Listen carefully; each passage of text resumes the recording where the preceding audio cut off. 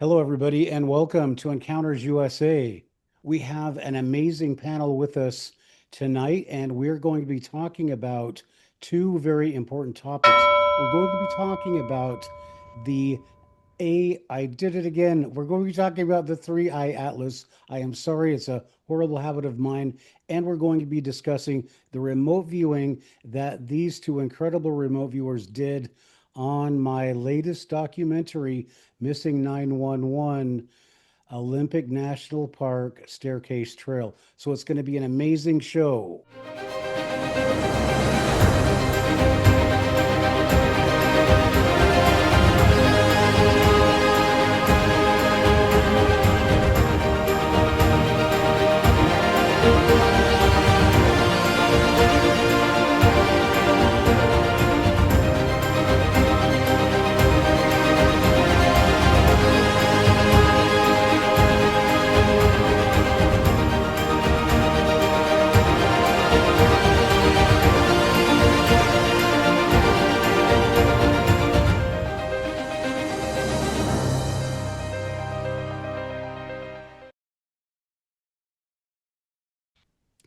Hello, everybody, and welcome to Encounters USA. If you're new to Encounters USA, you know we do aliens, we do Bigfoot, and we do Dogman. Now, tonight, we have a very special treat. We have two incredible guests on the show tonight, and I want to introduce them and let them tell you a little bit about themselves, and that will kind of tell you about how we came to meet. So let's start off with Kyle Tole. Kyle, could you tell us a little bit about yourself and welcome to Encounters USA? Thank you, Matt. I am newer to remote viewing, and I am a mother and uh, working professional, like it said in your documentary. All right, Uh, well, Kyle, what kind of interest do you have?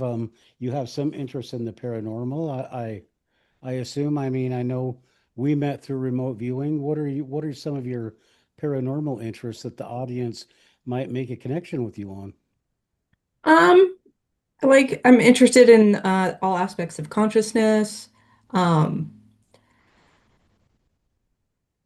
UFOs is interesting to me. Anything space related. Um, I'm interested in remote viewing, of course. Uh, and that's kind of where it stands. Okay, great. Well, then let's jump right over to Mr. David Powell. Never a man to be short of words. David, what are your interests in the paranormal, and what are some of the things that you're into lately? I stay busy with remote viewing. I've been doing remote viewing professionally for I don't know, maybe 5 years, maybe now. I got a scholarship some years back to do it, and I really love the process of it. Just just the process, kind of like somebody would enjoy doing a crossword puzzle, like that kind of a thing. There's an enjoyment, which I'm sure Kyle could, reciprocate. There's an enjoyment of being connected, plugged in to the whatever it is, and then there is a genuine satisfaction of working a project and being blind to it and getting something back and seeing all that you contributed, and it's kind of a passion that's grown from there. All right, well, great. So you just kind of like I asked Kyle, do you have we're going to be talking about, Bigfoot stuff. So did you ever have any prior interest in the paranormal, anything specific? Mhm. I mean, yeah. I mean, of course, it's hard. It's rare when you to dabble in this field and then not kind of develop it because you end up getting a target that's something esoteric down the line. And then, but I was always interested in UFOs, stuff like that. I really, as far as Bigfoot went, I had never. I mean, I had done a couple of Bigfoot targets, but I've hit and missed Bigfoot over the years. It's not an easy target to hit. But I was kind of skeptical. I mean, I figured it would go one way or the other. I didn't rule it out. Mm. Okay, well, So that's now yeah. are you getting into the documentary that we're gonna jump into? Is that where you didn't know that it was gonna lead into that? Or is this just Uh, a general thing? Because that is my actual question is, did you, when you started, remote viewing for this documentary, just based hmm. on a simple number, you could not have had any Oh prior yeah, knowledge that it was, I had no idea yeah, what it was. I really had no idea yeah. who you were. But in the video, there's something you just when you get enough kind of like there was indications that I was getting Sasquatch in my target, and it just kept coming down, like shooting down my throat, kind of a thing. So like when I went to my whiteboard, I actually wore a Sasquatch shirt. I just figured I would be all in. I'm either right or wrong. I just thought it was funny Oh because boy. the data just kept coming in that like that. So I just figured, I might as well, when in Rome or whatever. But yeah, I had no idea. Yeah, it was a really interesting target. Really interesting. Wow. Okay. Yeah, well, let's talk about how when you started, I'd like to go back to Kyle. Now, when if you've watched the movie already or the documentary, then you know that Kyle and Dave had, well, actually, I would almost call Kyle was like an what they call an outlier in statistics because there were five people that actually weighed in, and Kyle was just absolutely like so everything was absolutely exact.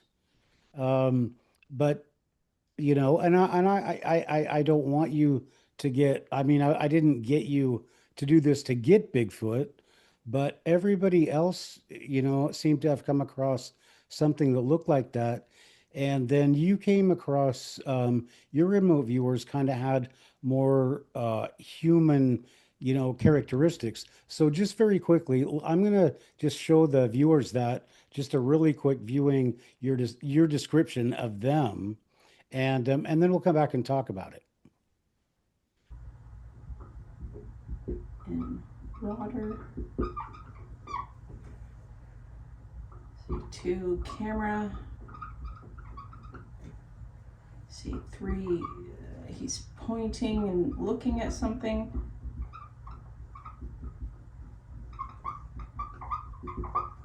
Um, and they all kind of see and hear the same thing.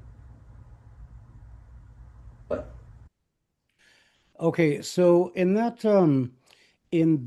segment, you have three individuals, right? You had one that you said was basically just a camera, that you didn't seem to subscribe or prescribe any individual characteristics to it, but and this is one question I had, and I don't know if there's an answer to it, but there were three individuals. All of them had the same attributes that could apply to the victim. All those three individuals had attributes that could apply to the victim. So I thought that, and then the fact that you got the direction, the stream, the stairs, everything exactly right. It was just phenomenal. So as a behind the scenes kind of deal, I was really excited to see it, but David, I was so happy that you found Bigfoot. I was so happy because I did this whole thing, no, not knowing, but having been around the Northwest for a long time, I kind of had a suspicion, and then I did a lot and gambled a lot, and you and these other remote viewers that looked at it came, back, and you found something that looked like Bigfoot. Yeah, I feel like I'm like kind of thinking of probes to prompt this guy, and it's almost like he's answering me before I could even finish the sentence. But um, because my kind of what popped in my what I was thinking was kind of like, how do you feel about us? And my sense was, and I've been getting this kind of over and over, is just the invasive quality. Well, I will say, it's interesting with Kyle's um, session. Which, by the way, Kyle, I thought it was the layout of your land was amazing. I mean, it was like you were standing on the property describing it. I mean, from what I saw with what he showed me, I've never been there, obviously, but just saying, Thank you. amazing Oh, work. it is. Um, Absolutely. but I also want to say that there was a definite moment in my paper session where I had a man, a male figure who felt like he was kind of crunched down, and I heard him say, "I hear something in the tree line or something." So, but what I wondered going back from that was because this is how remote viewing kind of works. To me, it was like I heard him speaking, but I don't know if that was him just thinking that to himself in the moment, or if there was somebody else that could have been maybe talking to. I don't know. But when the Sasquatch, there was a point towards the end of my first session where I was getting a sense that like the Sasquatch may be involved in this somehow. And I just kind of, when I went back into the paper section the second time, I just kind of like, all right, well, let's see where this goes. And it just dominated everything from that point on, along with the other anomalous things that Kyle also picked up on and stuff, and other viewers. Well, so that brings me to a point that I really felt guilty because if you saw in the movie that one of the remote viewers that just didn't even, I guess she didn't remote view it, but she said she had nightmares from it. And she said, why would you have somebody do this? Why would you have somebody remote view it? And so then I felt like maybe I shouldn't have these guys. Maybe this is gonna, and she says it's gonna follow them. It's gonna follow you if you see it. So I was really hesitant to go forward, and then I said, maybe it's a lot of overreaction, and let's just see how this plays out. So but I really did have um reservations about doing it because if there is something, and she's talking about jinn, and demons and this other stuff, and really dark forces, and I don't rule that stuff out completely. So I didn't want that introduced into some random people's lives that I just met because I wanted to make a movie. So anyway, wouldn't that be a fine royalty for you, being chased by some demons or something from? Anyway, so enough of this. All right, so let's I wanted to talk a little bit about um well, I guess I want to follow up on that. What did you think when you found out you were probably dealing with a missing person, or that something nefarious had happened? Where did you go from there? I don't know. I don't know if Kyle ever picked up on the.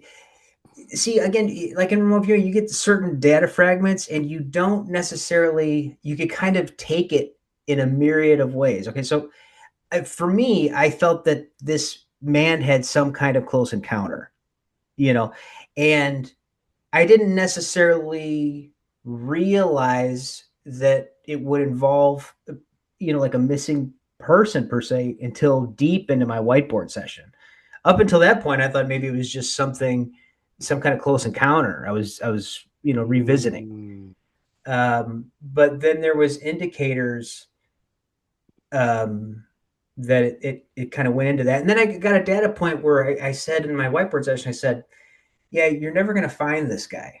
You're never going to find this guy. Okay. yeah. And at that point, but again, one could say that this is the person that we're looking, or that went missing, or it could have been the Sasquatch himself. At that moment, I didn't know. It just was something that was coming down the data stream that it was Yeah.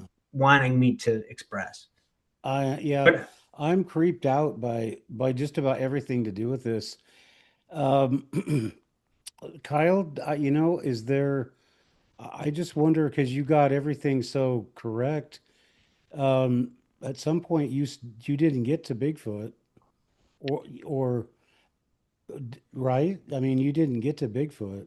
No, I did have some big footsteps by the tree line. So Uh, when Dave mentioned whispers by the tree line, that kind of gave me goosebumps because that's kind of what I saw. Um, I didn't attribute it to anything one way or the other. Um, but, you know, in retrospect, you never know. Um, Did you know, so Kyle, that did you get a sense that it was a missing persons directly? Did that like come to your mind at a point? um, I knew it involved people.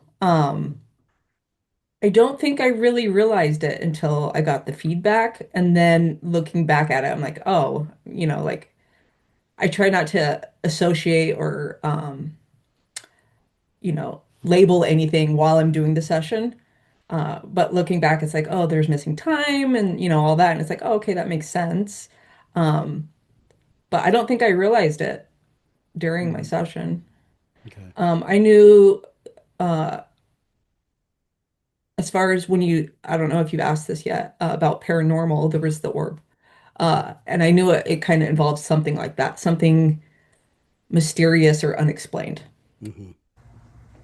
I see something over here, an orb. This guy maybe just stepped off of this thing.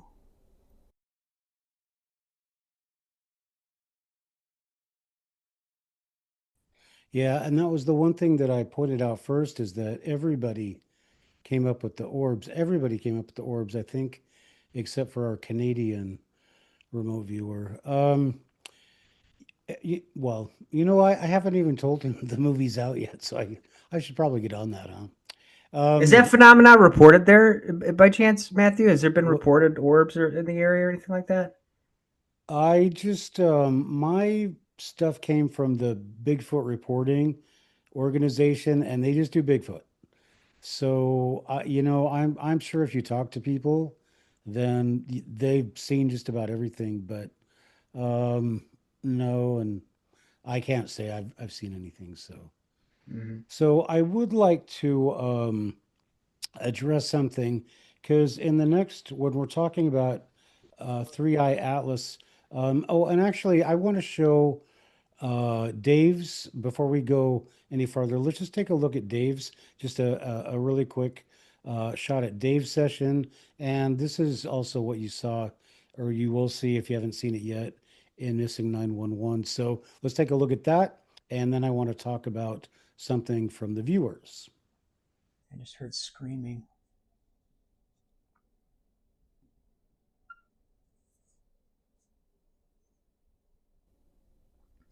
I had this often in the session where I just got the sense it's almost like I was taking up the position of someone and I was like walking through the woods or lurking through the woods. Yeah, it's almost this guy's like tiptoeing through the trees.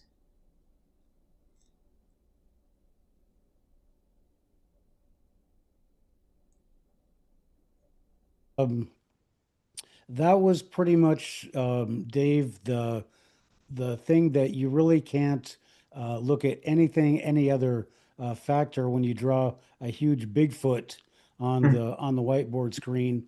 There's really not much left to imagination. So that accompanied with the when you said that the that Mr. Gilman was screaming, right? Screaming. And then what you've just said and what Kyle's just said, that something is there and on and on. That I'm trying to find out what happened. And so I have a comment, or I had a comment. I think that they deleted it, but I had a comment in the comment section that said that it was not right for me to put this in there because this is a missing person, and on and on and on. So now we need to talk about that, and we need to talk about what happened when this went in for distribution with Bayview. So, first thing, Dave, you said the guy died screaming, right? And so so I said, okay, well, if the guy died screaming, and I said, well, I'm going to, if I have the tools to do that, then anybody who wanted to make a good movie would put that in the movie. And you have AI now, so I did that. And when I submitted this to Bayview, um, they said no. They said there is no way because this is like it's insensitive to the missing people and their relatives, and there could be legal implications for doing this. So I will just explain to you my rationale because I got into this with Paul Smith. And he said, I don't really want to touch this because it's a missing person. And I said, but he's been declared dead. I said, well, okay. Well, if he's been declared dead, then I'll hook you up with some people that I never actually got hooked up with. But anyway, he agreed that if the guy has been declared dead, there's there's I'm not doing anything to denounce him or anything. The guy who's disappeared, I'm trying to find out what happened to him, right? And I'm trying to offer the only suggestion. So Bayview said that they would not take it. They said, anything else I do, fine, but not missing persons. And just because of the legal implications, and the owner of Bayview said, I think that's insensitive how you put that in the AI thing. And what I didn't have, I don't want to sit there and make excuses, but I had to cut out 5 minutes where I talk about how terrible it is for people whose parent or whose family members and relatives and friends go missing. 5 minutes I cut out from the beginning because I thought that people would go to sleep and that would be like, oh, that's so terrible and how sad. So I'm going to shut this off. So I really tried to do everything I could, and I know it's a bad subject, and I got this comment, and I don't see it anymore. I don't know if it's there, but it said when in the beginning where I have the names scroll, and then I have shattered glass. And I thought people would understand the metaphor that when people disappear, it shatters lives. I didn't think I'd have to explain that to anybody. But anyway, so I got a comment about that. And when the head of Bayview said this, my reputation is huge. And in the end, I had to say, no, I'm trying to do right by this guy. Like I'm from the same unit the guy was in, right? And he's like would have been a buddy of mine that disappeared, and nobody knows what happened to him. So okay, that's I feel kind of obligated to help, and even if it is, if nothing else, and it is Bigfoot, then at least we know what happened to the guy. And the final thing is, I don't know if his mother is even still alive. And before we can go on, does anybody have anything to say about that? Do you agree that that it was not the right thing to do, or how do you guys feel about it? I mean, it's I don't have any personal, opinion on it, but one way or the other, I can just tell you that I've run into occasions where I've had to kind of I've had to kind of put away some of what I thought was some of my best work because I've had to face some of these issues. And Mm, I did a really what I think is some really good work on the OJ Simpson thing, and it was when he was still alive. So that was the big concern, and that's why it'll never see the light of day. okay. So I think your intention was good. It's one of those things where it's a sensitive topic. Yeah. All right. Well, I'm gonna. Kyle, do you have anything to add to that? I kind of agree with Dave. He said it very well. I think it's a good topic. People are interested in topics like this. And I think it was interesting to have remote viewing, but I could, definitely see where both point of views. Okay. Well, I will tell you now that um, I still want to work with Bayview. It's just that this is a project that I've already shot most of my footage for it, and I've got two more. I think at least two more documentaries that I need to do. So I'm just gonna do these and release them to YouTube, and just, you can make good money off YouTube now. So I'm just gonna put those on YouTube, and then I'm gonna go and I've got another project that I just started working on now, and I can't say too much to you guys because then, of course, I can't use you. So, but anyway, I'm going to go onward and forward. There were, I think, 9 people that have disappeared so far, and I would like to at least, let people know, keep them fresh in people's minds. And before I do my next movie, I will tell you that I did a segment on these people that disappeared, and the next one is one of the people is Jacob Gray, who is a really nice young kid and disappeared. And his mom, when I did a thing on my YouTube channel, she in the comments she thanked me for remembering her son. So I'd like to bring her into it and discuss what happened, because another really bizarre disappearance, or not disappearance, but he disappeared and then he was found, just bizarrely so far away from where his stuff was. So, you guys, I think what we're going to do now is we're going to take a little break, and we'll come back. And the first thing we're going to do is uh, we're going